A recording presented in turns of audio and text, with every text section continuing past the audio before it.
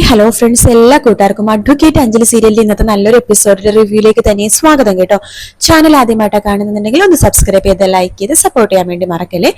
അങ്ങനെ നമ്മുടെ അമ്പാടി ആകെ ഒരു ദേഷ്യപ്പെട്ടൊക്കെ അർജുനോട് ഇങ്ങനെ സംസാരിക്കുമ്പോൾ അർജുൻ പറയട്ടെടാ, എന്താ നിന്റെ പ്രശ്നം എന്ന് പറയുമ്പോഴേക്കും എനിക്ക് വക്കാലത്ത് ഒഴിഞ്ഞു തരണം, അതായത് പത്മ കേസിൽ നിന്നും അഞ്ജലി പിന്മാറി എന്നുള്ള വക്കാലത്ത് അഞ്ജലിയുടെ കൈപ്പടൽ എഴുതിയിട്ട് ഒന്ന് ഒഴിഞ്ഞു തരണം, അത് മാത്രമാണ് എനിക്ക് വേണ്ടത് എന്നിങ്ങനെ പറയാണ്. ആ സമയത്ത് നമ്മുടെ അനുപമക്ക് സന്തോഷാവണം. ഓഹോ, അപ്പൊ അതിനെയാണ് അമ്പാടി സാറ് വന്നിരിക്കണത് എന്ന് പറഞ്ഞിട്ട് തിരിയുമ്പോ തന്നെ അവിടെ അഞ്ജലി മുത്തശ്ശിയും കൂടി വരുന്നത് കാണുന്നുണ്ട് കേട്ടോ. വേഗം തന്നെ അനുപമ പറയണ്ട്, അമ്പാടി അന്വേഷിച്ച ആള് വന്നല്ലോ എന്ന് പറയുമ്പോ അമ്പാടി വേഗം തന്നെ അഞ്ജലിയുടെ അടുത്തേക്ക് പോവാണ്. അഞ്ജലി സന്തോഷത്തോടു കൂടി തന്നെ അമ്പാടി നോക്കി ചിരിക്കുമ്പോഴേക്കും അമ്പാടി പറയണ്ട്, അതെ അഞ്ജലി വക്കീലേ, എനിക്കൊരു കാര്യം അങ്ങോട്ട് പറയാനുണ്ട്.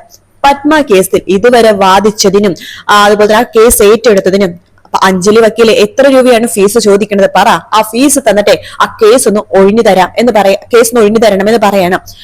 അമ്പാടി എന്താ ഇങ്ങനെയൊക്കെ പറഞ്ഞത്? അല്ല, പത്മ കേസിൽ ഈ പത്മയുടെ ആരാണ് അമ്പാടി? ചേട്ടനാണോ, അച്ഛനാണോ, ബ്രദറാണോ, ഭർത്താവാണോ, ആരാണ്? പത്മ കേസിൽ പത്മയുടെ ആരാണ് അമ്പാടി എന്ന് ചോദിക്കുമ്പോ അയ്യോ ഞാനും ആരുമല്ല, പക്ഷേ അഞ്ജലി വക്കീലെ ഈ കേസ് ഒഴിഞ്ഞു തരണം, ഇങ്ങനെ കേസ് ഒഴിഞ്ഞിടണമെന്നൊക്കെ പറയണം. അഞ്ജലി പറയണ്ട്, അതിനെന്തുകൊണ്ട് അമ്പാടി ഇങ്ങനെയൊക്കെ പറയണത്? അപ്പൊ അർജുൻ പറയണ്ട, അമ്പാടി എന്തുണ്ടെങ്കിൽ കാര്യങ്ങൾ നമുക്ക് തുറന്ന് സംസാരിച്ച് ഒരു തീരുമാനത്തിലെത്താം, നീ ഇങ്ങനെ ബഹളം ഉണ്ടാക്കല്ലേടാന്ന് പറയുമ്പോ ബഹളം ഉണ്ടാക്കും. കാരണം എന്തെന്നറിയാവോ, ഈ അഞ്ജലി ഇത്രയും ദിവസമായിട്ട് പത്മേന ഒന്ന് വിളിച്ചിട്ടുണ്ടോ? നിങ്ങൾ രണ്ടുപേരും കൂടി പത്മേന ഏതോ ഒരു നാട്ടിലെ അന്യനാട്ടില് മദർസിന്റെ കൂടെ നിർത്തിയിട്ടുണ്ടായിരുന്നല്ലോ. പത്മേന അവിടുന്ന് കൊണ്ടുവരുന്ന കാര്യം നിങ്ങൾ എന്തെങ്കിലും തീരുമാനിച്ചോ? ഇല്ലല്ലോ. പത്മയുടെ കേസിൽ എന്തെങ്കിലും കാര്യങ്ങൾ തീരുമാനിച്ചിട്ടുണ്ടോ അഞ്ജലി? പറ. പത്മേനെ അങ്ങോട്ടേക്ക് അഞ്ജലി വിളിച്ചിട്ടുണ്ടോ? കേസിന്റെ കാര്യത്തിനോ എന്തെങ്കിലും വിളിച്ചിട്ടുണ്ടോ? ഇല്ലല്ലോ. അല്ല, പത്മ ഇങ്ങോട്ടേക്ക് വിളിച്ചപ്പോ അഞ്ജലി ഫോൺ എടുത്തിട്ടുണ്ടോ? അതും ഇല്ല. പിന്നെ അഞ്ജലിനെ വിശ്വസിച്ച് എങ്ങനെ ആ പത്മ അവിടെ നിൽക്കും എന്ന് ചോദിക്കുകയാണ്. അതിന് അഞ്ജലി മറുപടി പറയാതെ തല കൊമ്പിട്ട് നിൽക്കുകയാണ്. അമ്പാടി പറയണ്ട്, എന്താ അഞ്ജലി ഒന്നും മിണ്ടാത്തത്? പറ, കാര്യം പറ. കാര്യം പറയാനൊന്നുമില്ലേ? എടാ നീയേ അർജുനെ ഒന്നും പറയണ്ട, നീയും നിന്റെ ഈ പെണ്ണും പിള്ളയും കൂടി ചേർന്നിട്ട് പത്മ കേസ് ഏറ്റെടുത്തു. ആ പാവം പെണ്ണ് അഞ്ജലിനെ വിശ്വസിച്ച് ആ കേസിന്റെ കൂടെ നടന്നു. അവസാനം നിങ്ങള് കൈയൊഴിഞ്ഞു. ഇനി ആ പെൺകുട്ടി എന്താ ചെയ്യേണ്ടത്? അഞ്ജലി ചോദിച്ചല്ലോ ഞാൻ ആരാണെന്ന്. ഞാനേ പത്മേനെ കുറെ നാൾ എന്റെ വീട്ടില് റിസ്കില് കൊണ്ടു നിർത്തിയ ഒരു ചെറുപ്പക്കാരനാണ് ഞാൻ, മനസ്സിലായോ? അയ്യോ അഞ്ജലി വക്കീലേ, അമ്പലത്തിൽ പോയി വന്നിരിക്കുന്നല്ലേ, അമ്പലത്തിൽ പോയിട്ട് എന്താ പ്രാർത്ഥിച്ചത്? അയ്യോ ഭഗവാനെ, എന്റെ ഭർത്താവിനെ കാത്തുകൊള്ളണേ, എന്നെ കാത്തുകൊള്ളണേ, ഭർത്താവിന്റെ വീട്ടുകാരെ കാത്തുകൊള്ളണേ.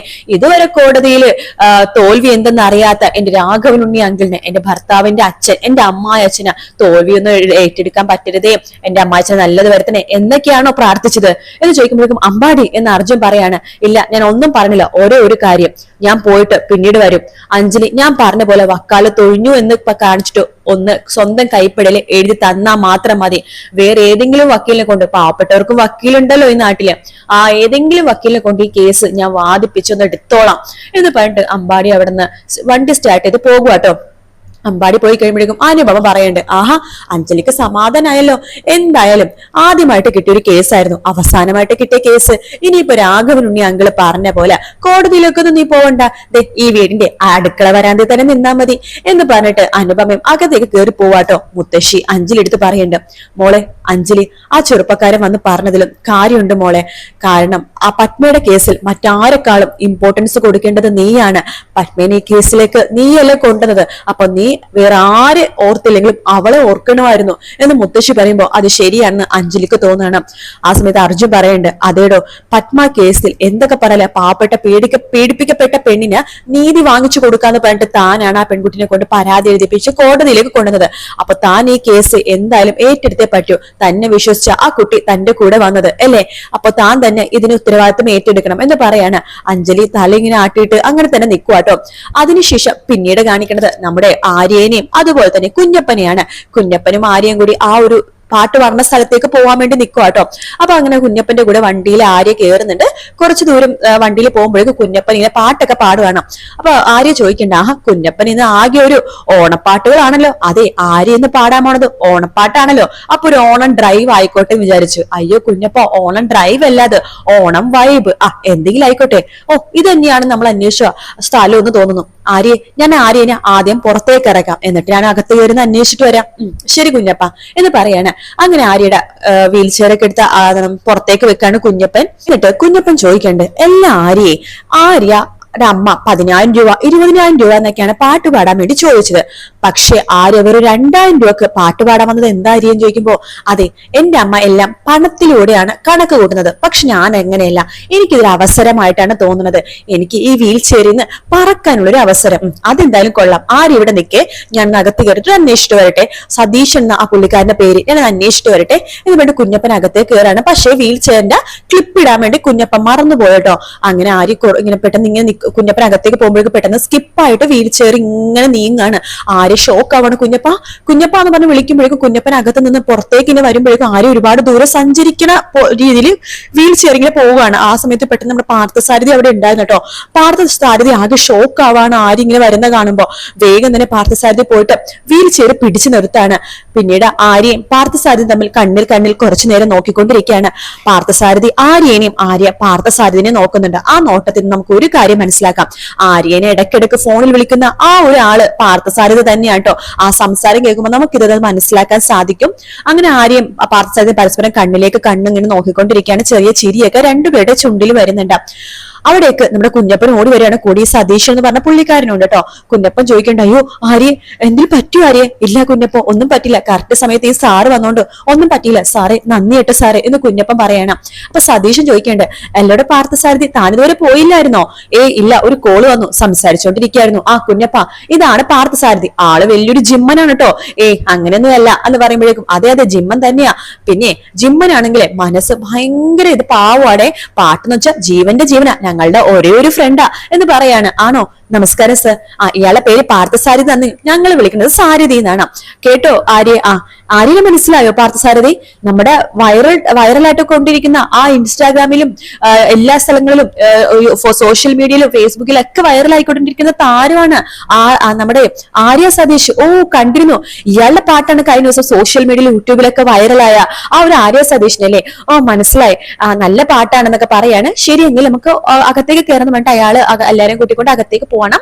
ആര്യ ഇടക്കിടക്ക് പുറകിലേക്ക് തിരിഞ്ഞു നോക്കുന്നുണ്ട്. പാർത്ഥസാരഥി ആര്യനെ തന്നെ നോക്കിക്കൊണ്ടിരിക്കുകയാണ്. രണ്ടുപേരും പിന്നീട് പതുക്കെ ഒന്ന് ചിരിച്ചതിന് ശേഷം അകത്തേക്ക് കയറി പോവാണ്. ആര്യനെ ഒത്തിരി ഇഷ്ടമായി പാർത്ഥസാരഥിക്ക്, പാർത്ഥസാരഥിനെ ആര്യക്കും ഇഷ്ടമായി കേട്ടോ. അതിനുശേഷം പിന്നീട് കാണിക്കുന്നത് നമ്മുടെ ദീപ്തിനെയും അതുപോലെ തന്നെ നിത്യേനെയാണ്. രണ്ടുപേരും കൂടെ അടുക്കളയിൽ കേട്ട് എന്തൊക്കെയോ ബ്രെഡിന്റെ സംഭവങ്ങളൊക്കെ ഉണ്ടാക്കിക്കൊണ്ടിരിക്കുകയാണ്. അത് കണ്ടുകൊണ്ട് നന്ദിനി അവിടേക്ക് വരുന്നുണ്ട്. അടേ എടി നിത്യേ, കഴിഞ്ഞ ദിവസമേ നീ എനിക്കൊരു ക്രീം തന്നില്ല, നല്ലൊരു അടിപൊളി മോയ്സ്ചറൈസിങ് ക്രീം ആണെന്ന് പറഞ്ഞിട്ട് അത് തേച്ചിട്ട് എന്റെ സ്കിന്നിന്റെ ടെക്സ്ചർ ഒക്കെ പോയി, നീ വേറെ ഏതെങ്കിലും മോയ്സ്ചറൈസിങ് ക്രീം പറ എന്ന് സംസാരിച്ചോട്ടേക്ക് അവിടേക്ക് എന്ത് വരികയാണ്? അയ്യോ എന്റെ ഏടത്തിയുടെ ഇപ്പൊ സ്കിൻ ടെക്സ്ചർ അല്ലേ പോയുള്ളൂ, ഏടത്തിന്റെ ജീവിതം തന്നെ ടെക്സ്ചർ തന്നെ പോവാൻ പോണ സംഭവം നടക്കാൻ പോണത്. നീ എന്തൊക്കെയാണ് എന്തൊന്ന് പറയണത്? എന്തിനു പറയണ്ടെങ്കിൽ തെളിച്ചു പറ. എന്റെ ഏടത്തി ആ അഞ്ജലി ഉണ്ടല്ലോ, രാവിലെ തന്നെ കെട്ടി ഒരുങ്ങി എവിടെയോ പോവാ. എവിടേക്ക്? എനിക്കറിയില്ല, പുറത്തേക്ക് ഇറങ്ങി അവള് എന്തോ എടുക്കാൻ മറന്ന പോലെ അകത്തേക്ക് പോയിട്ടുണ്ട്. വല്ല ഫോൺ എന്തെങ്കിലും ആയിരിക്കും. ഏടത്തി പോയി ചോദിക്കേ, അവളോട് ഇവിടുന്ന് പുറത്തിറങ്ങുന്നതല്ലേ രാഘവേട്ടൻ പറഞ്ഞിരിക്കുന്നത്. അത് ശരിയാ, വാ എടുത്തി വാ എന്ന് പറഞ്ഞിട്ട് നമ്മുടെ നന്ദിനെ വിളിച്ചുകൊണ്ട് ഇന്ദു നേരെ പുറത്തേക്ക് ഇറങ്ങുവാട്ടോ. അപ്പൊ പിള്ളേരും പുറത്തേക്ക് ഇറങ്ങുന്നുണ്ട്, നല്ലൊരു ഫയർ സ്റ്റണ്ട് കാണാം എന്ന് പറഞ്ഞിട്ട് അവർ ആ സ്റ്റൗ ഒക്കെ ഓഫ് ചെയ്ത് നേരെ പുറത്തേക്ക് ഇറങ്ങണം. അഞ്ജലി പോകുമ്പോഴേക്കും നന്ദിനി വിളിക്കണ്ടേ, എടി അവിടെ നിക്കടി എന്ന് പറഞ്ഞ അഞ്ജലി വിളിക്കുമ്പോ അഞ്ജലി പുറകിലേക്ക് തിരിഞ്ഞു നോക്കുന്നുണ്ട്. നീ എവിടേക്കടി കുറ്റിയും പറിച്ചു പോണത്? ഞാൻ കുറ്റിയും പറിച്ചുകൊണ്ട് പോയില്ലല്ലോ, ഞാൻ ഒറ്റയ്ക്കല്ലേ പോകുന്നത്, എന്റെ പുറകെ കുറ്റിയൊന്നും ഇല്ലല്ലോ. അല്ല കുറ്റിയിടാനിട്ട് ഞാൻ എന്താ ആട്ടുംകുട്ടിയോ പശുക്കുട്ടിയോ അങ്ങനെ എന്തെങ്കിലും ആണോ എന്ന് ചോദിക്കാണ്. എന്ത് പറയുന്നുണ്ട്? അതെ നിന്റെ അടുത്ത് ഇവിടുന്ന് പുറത്തിറങ്ങരുന്നല്ലേ രാഘവേട്ടൻ പറഞ്ഞിരിക്കണത്? അതെ എന്റെ കഴുത്തിൽ താലി കെട്ടിയേക്കണത് അർജുനാണ്. ഈ താലി കെട്ടിന്ന് വെച്ചിട്ട് ഞാൻ ഇവിടുത്തെ അടിമപ്പണി ചെയ്യാന്നോ അല്ല നിങ്ങൾ പറഞ്ഞതൊക്കെ അനുസരിച്ച് ഇവിടെ നിൽക്കാനോ എന്നും ഞാൻ എഗ്രിമെന്റ് ഒന്നും എഴുതി കൊടുത്തിട്ടില്ല. എനിക്ക് ഇഷ്ടമുള്ള സ്ഥലത്ത് ഞാൻ പോകും, ഇഷ്ടമുള്ളതൊക്കെ ഞാൻ ചെയ്യും എന്ന് പറയാണ്. രാഘവേട്ടനെ ധിക്കരിച്ച് ആരും ഈ വീട്ടിലൊന്നും ചെയ്യാറില്ല, അങ്ങനെ ചെയ്ത ഈ വീടിന് പുറത്താണ് എന്ന് ഇന്ദു പറയുന്നുണ്ട്. എന്റെ രാഘവേട്ടനെ ധിക്കരിച്ച് ആരും ഒന്നും ചെയ്യാറില്ല, രാഘവേട്ടൻ പറഞ്ഞതനുസരിച്ചില്ലെങ്കിൽ ഈ വീടിന് പുറത്താണ്. ഓഹോ അങ്ങനെയാണോ? എങ്കിലതൊന്ന് കാണണമല്ലോ എന്ന് പറഞ്ഞ അഞ്ജലി പോകാൻ പോകുമ്പോ നന്ദിനി അഞ്ജലിയുടെ കയ്യിൽ കയറി പിടിക്കുന്ന ഭാഗത്തോടെയാണ് ഇന്നത്തെ എപ്പിസോഡ് തീരുന്നത് കേട്ടോ. അപ്പോ പ്രൊമോ ഓൾറെഡി വന്നിട്ടുണ്ട്. പ്രൊമോയിൽ അങ്ങനെ വീക്കെൻഡ് പ്രൊമോ തന്നെ കാണിച്ചിരിക്കുന്നത്. അഞ്ജലി വീട്ടിലേക്ക് വരുന്നതും അങ്ങനത്തെ തന്നെ കാണിച്ചിട്ടുള്ളൂ, വേറെ ഒന്നും കാണിച്ചിട്ടില്ല. ചെറിയൊരു പ്രൊമോ ആണ് കാണിച്ചത്. ഇനി വലിയ പ്രൊമോ രാത്രി 6:30 കാണിക്കുമോന്ന് അറിയില്ല. 6:30 ആ പ്രൊമോ കൂടി കണ്ടിട്ട് ഞാൻ റിവ്യൂ ഇടുന്നതായിരിക്കും. അപ്പൊ പ്രൊമോക്ക് വേണ്ടി കാത്തിരിക്കാം. വീഡിയോ ഇഷ്ടപ്പെട്ടാൽ ലൈക്ക് ചെയ്യുക, സബ്സ്ക്രൈബ് ചെയ്യുക, കമന്റ് ചെയ്യുക. മറ്റൊരു വീഡിയോ കാണാം. Take care, bye bye.